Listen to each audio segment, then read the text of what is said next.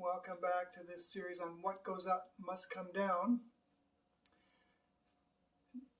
For a motion like this, where an object is launched and lands at the same height, we came up with formulas for the range, the height, and the time in the air, which were these formulas.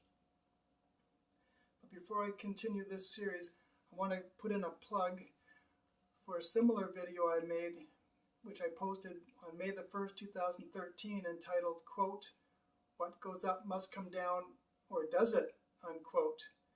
It has over 40,000 views, but it's not getting all the love and attention that it deserves. So please go back and watch that one. It's also pretty funny, because what goes up does not necessarily have to come down. Okay, so to continue with this discussion, displacement is average velocity times time, by definition. Acceleration is the change in velocity divided by time, by definition. So let's consider the vertical motion of a projectile. First of all, the average velocity is v vertical 1 plus v vertical 2 over 2 times the time. And so if I solve for time, I get 2 delta d over v y1 plus v y2. Take a moment and check that. And for the vertical motion, the acceleration is negative g. So it's vy2 minus vy1 over time. Now if I plug this into here, I'm going to get negative g equals 2 delta d on the bottom, and I could call this, in the y direction. That's what it is.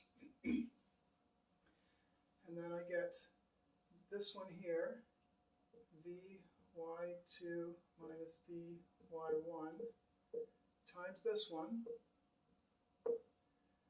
vy1 plus vy2.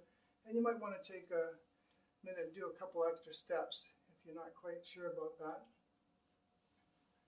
Or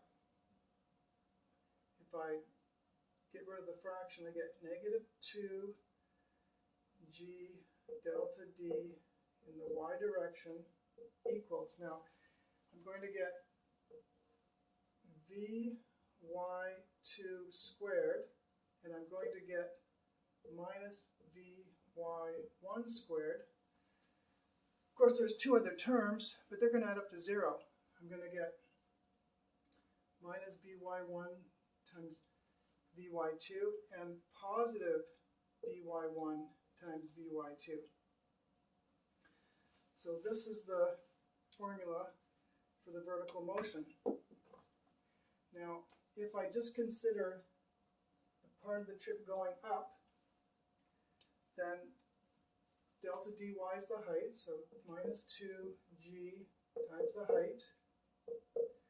And this will be 0 because at the highest point there's no vertical velocity.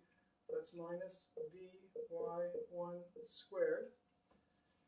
So let me get rid of that 2 there. Of course, the minus signs cancel.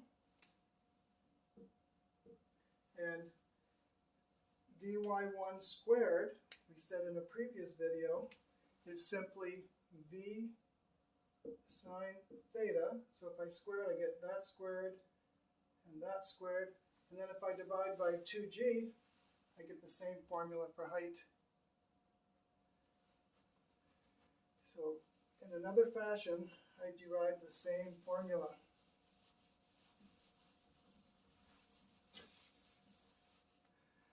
Okay, let's leave that one at that. There'll be more, but please go back and watch that other video. What goes up must come down, or does it? See you soon.